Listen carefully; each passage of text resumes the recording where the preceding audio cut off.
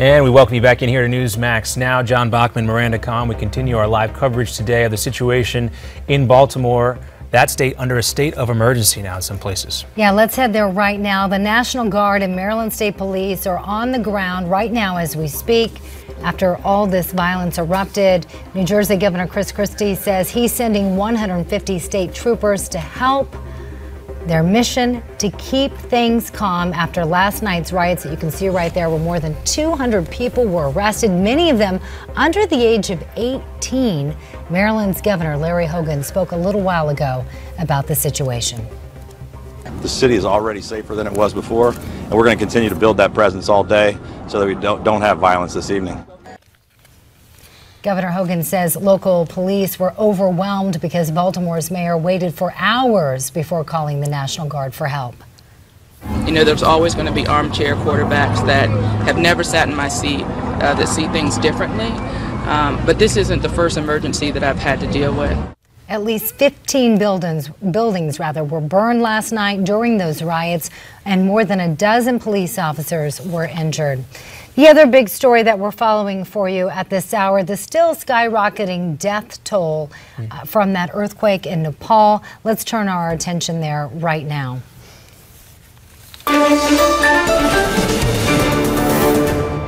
Well, today, Nepal's prime minister is warning that the death toll could top 10,000 after that earthquake. Many people are still trapped in remote villages 4 days after the magnitude 7.9 earthquake hit. Rescue crews from around the world have poured in to help with the effort. We are a German search and rescue team, which also has a strong medical component, which we bring to Nepal at the moment. Those efforts have been paying off. There's also reports of a Chinese man who had been trapped in the rubble for a number of hours, actually 3 days, was rescued here in this video. Also happening overseas, conflicting reports surfaced over the seizure of a cargo ship, more specifically whether or not any of the crew members are American. A Pentagon spokesperson says an American destroyer responded to that ship's distress call and is now monitoring the situation. According to the spokesperson, the ship did not have a U.S. flag on it, and none of the crew members are American citizens, but Saudi Arabia's media says otherwise. We'll, of course, continue to follow this story and bring you more information as it becomes available.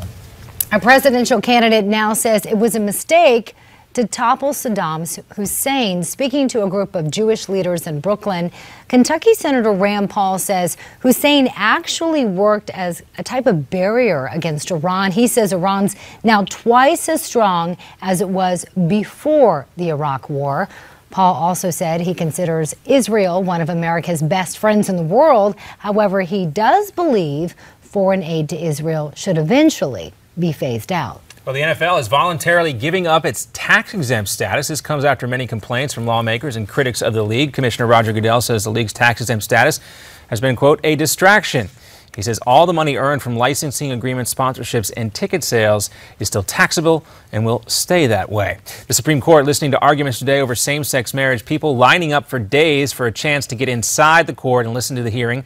Gay marriage is currently legal in 36 states. The court is also hearing 2.5 hours of arguments today, oral arguments. A decision is expected this summer. We'll have that for you when it comes. The trial continues today for the man accused in the Colorado movie theater rampage. Police say James Holmes killed a dozen people and injured many more when he shot up the theater 3 years ago. But Holmes' defense claims he's insane. Prosecutors dispute that claim, saying 2 mental health exams show Holmes to be sane. And we'll take a step back and continue to talk about the situation in Baltimore. We're seeing thousands of people on the streets today. This was all supposed to be peaceful protests following the death of Freddie Gray, the man who died in police custody. But of course, all that turned into a night of violence. We've been talking about the governor who spoke today, talking about the response. There's also this question about... We're supposed to be hearing from the police commissioner hopefully soon, and we'll bring you live coverage as soon as we get that. But yeah, hopefully some calm today for that poor city. It's just, you look at these images, I've seen these cars going up in flames, and it almost doesn't look like something that could possibly be happening here in the United States. It looks like something going on overseas. In many ways it does. you see the cars on fire, the police, the rocks being hurled at the police officers. They were trying to stand their ground there. And also, I was taken aback by the response of the police officers, overcome with emotion themselves, picking up those rocks and throwing them back in many cases yesterday afternoon. But again, today seems to be a little bit calmer out there on the streets. We've heard the governor talk about the response. The National Guard is now out there.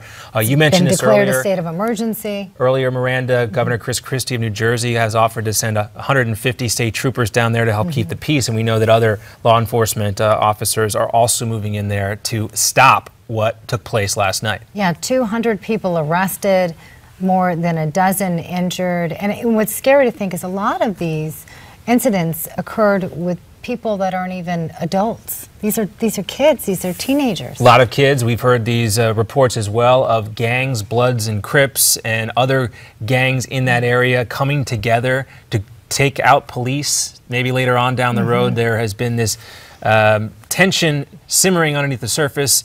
Ferguson, we saw it boil over, also seeing it boil over in Baltimore as well. This is a hot topic of discussion, something that was talked about in great detail yesterday on Newsmax TV, including an interview with former New York City Police Commissioner Bernie Carrick, asking the question on many people's minds, where's the leadership?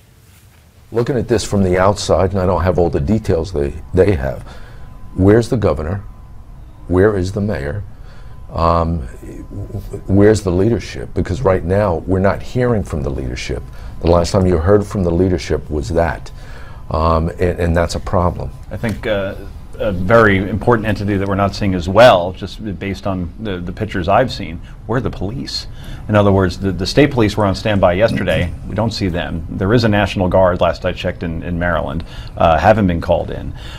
It seems like the police are trying their best, but they're invisible in many parts of the city where you see police cars actually being looted.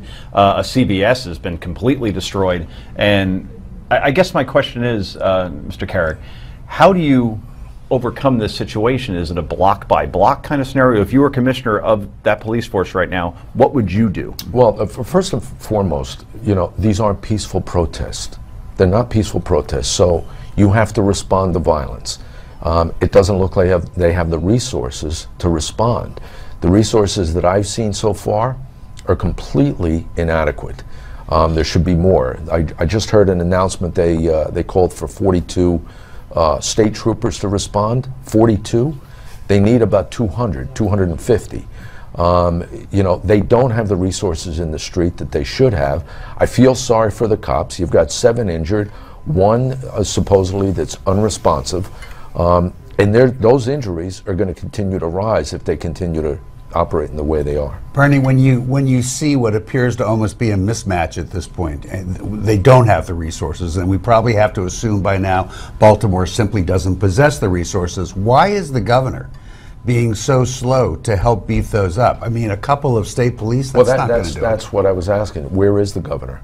You have a circumstance like this where you have people all over these random spots all over the city. The cops aren't going to be able to handle it. They're not going to have handle it. They're not going to have enough people to respond. Where's the state police, number one, and where's the National Guard? And there you have it. That was Carrick speaking last night before Maryland's governor activated the National Guard.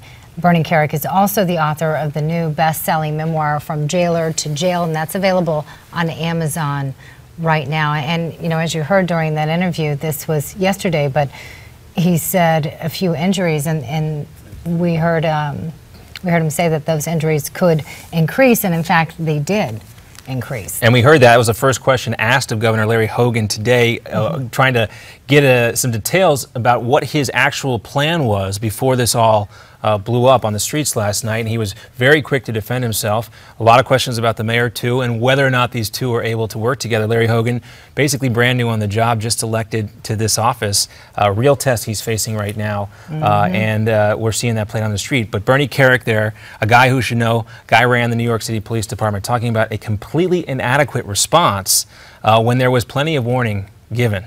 Well, and especially in light of what's happened in Ferguson and what's also happened in New York, you can't help but wonder. People were predicting this may happen, and in fact did. President Obama addressing the situation as well. We'll continue to follow this here, continuing coverage of Baltimore here on Newsmax Now.